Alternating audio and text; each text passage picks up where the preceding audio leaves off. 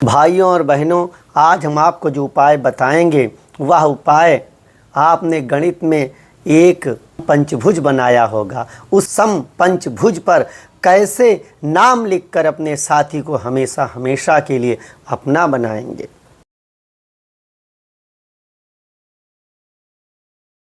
जय श्री राम। मैं आचार्य अविनाश दीक्षित अपने चैनल पाराशर लव एस्ट्रोलॉजी बात बनेगी ही में आप सबका बहुत बहुत स्वागत करता हूं। भाइयों और बहनों, हम आपको आज जो उपाय बताने वाले हैं वह उपाय बहुत सरल है। आप सब लोगों ने मैथमेटिक्स में पढ़ा होगा, क्लास 6 7th अर्थ में समपंचभुज होता था। 5 भुजाएं होती थी जिसमें, और सारी भुजाएं बराबर होती थीं। उस समपंचभुज के द्वारा कैसे आप अपने साथी को अपना बनाएंगे, क्योंकि समपंचभुज पर शुक्र देव का आधिपत्य है। जो तारामंडल में शुक्र ग्रह है उसका आकार उसी प्रकार का है।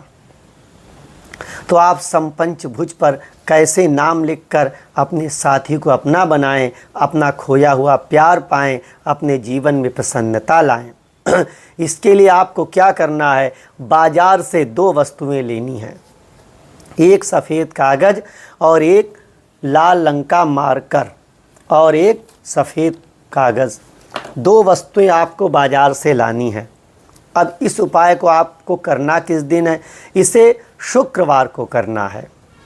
शुक्रवार को आपको प्रातःकाल सूर्योदय से 1 घंटे के अंदर करना है।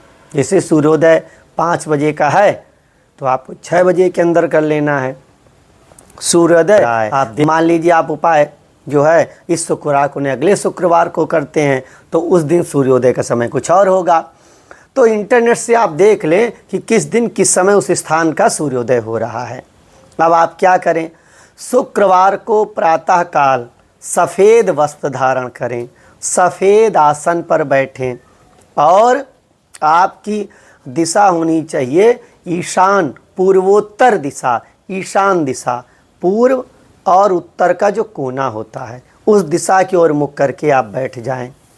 उपाय करने वाले दिन प्लीज़ कृपया करके आप लोग कृपा करके महानुभावों उस दिन पूर्ण सात्विक रहें। अंडा, मांस, मछली, बीड़ी, पान, सिगरेट इत्यादि का सेवन न करें और उपाय करने से पहले 9 बार ओम नमः शिवाय अवश्य जपें और भगवान शंकर से प्रार्थना करें कि प्रभु हमारे द्वारा किया गया उपाय सफल हो। तभी आपका उपाय सफल होगा और आपको उसका चमत्कारिक परिणाम प्राप्त होगा।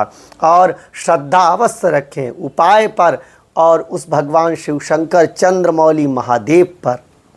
ईशान कोण की ओर मुख करके सफ़ेद आसन पर सफ़ेद वस्त्र धारण करके बैठ गए। जब भी हम सफ़ेद वस्त्र कहें, जिस भी रंग का वस्त्र कहें, तो हमारा तात्पर्य होता है कमर के ऊपर का वस्त्र। और कृपा कर आप सब लोग एक विशेष बात ध्यान रख लें, क्योंकि क्षमा करें आप सब लोग फैशन में इतने पागल हो गए हैं कि पूरी तरह से संस्कृत को भूल चुके हैं। वस्त्र धारण करें पूजन के समय तो वो कोई भी ऐसा वस्त्र नीचे न धारण करें जो घुटनों के ऊपर हो, जिसे आप लोग बरमुडा इत्यादि कहते हैं। तो ये अभद्र प्रकार का वस्त्र धारण करके पूजन न करें, न लड़कियां करें न लड़के करें। पूरा नीचे तक ढका हुआ वह वस्त्र जो घुटनों के नीचे हो, ऐसा वस्त्र धारण करके पूजन करें। अर्थात नीचे पैरों तक पैजामा पहन लें, पैंट पहन लें, जो भी है। तो ये विशेष बात ध्यान रखें। फिर आप ईशान दिशा की ओर मुख करके बैठ गए। अब आपको क्या करना है, उस कागज पर यह ऐसा समपंचभुज बनाना है। क्या बनाना है? समपंचभुज। देखिए इसकी 5 भुजाएं हैं, एक ये और ये। इस समपंचभुज के 5 कोणों पर अपना नाम लिखना है। ध्यान से सुने, देखें, अपना नाम लिखना है। यहाँ 5 कोणों पर अपना नाम लिखना है और बीच में अपने साथी का नाम लिखना है। लड़का है तो 5 कोनों पर अपना नाम लिखेगा, बीच में लड़की का नाम लिखेगा। लड़की है तो 5 कोणों पर अपना नाम लिखेगी और बीच में लड़के का नाम लिखेगी। फिर क्या करें, इस कागज को आप मोड़ लें, आप ऐसे मोड़ लें और मोड़ने के पश्चात इसको कलावा से बांध लें। कलावा सभी के घर में होता है, कलावा से बांध लें। अब कलावा से बांधने के पश्चात आप क्या करें कि इसको अपने शयन कक्ष में अपनी तकिया के नीचे रख लें या आप तकिया के अंदर रख दें। आप सोते हैं जिस तकिया पर सर रखकर, तो नीचे की दिशा में रख दें, आप इसको वहाँ पर रख दें। अगर आपने इसको वहाँ पर रख दिया और आपने एक दिन शयन कर लिया, तो अगले दिन आपके साथी का समाचार आपके पास अवश्य आएगा। वो आपसे मिलने के लिए व्याकुल हो उठेगा। क्यों व्याकुल होगा? क्योंकि आपकी ऊर्जा उसकी ऊर्जा के साथ मिल जाएगी। इसमें आपने उसका नाम लिखा हुआ है, पांचों ओर से आपने उसे घेर लिया है। अब कैसे घेर लिया है? अपने नाम के द्वारा। तो वो आपसे मिलने के लिए व्याकुल हो जाएगा, आपसे मिलने के लिए आपके पास आएगा, अपने किए हुए अपराधों की क्षमा मांगेगा। अब आप और उसके बीच के मतभेद समाप्त हो जाएंगे। हमारे संस्थान से जुड़कर कई लोगों ने अपने जीवन को सफल किया है, उनके जीवन में प्रसन्नता आई है, उनका जीवन खुशियों से भर गया है और उनके जीवन से दुखों का समूल नाश हो गया है।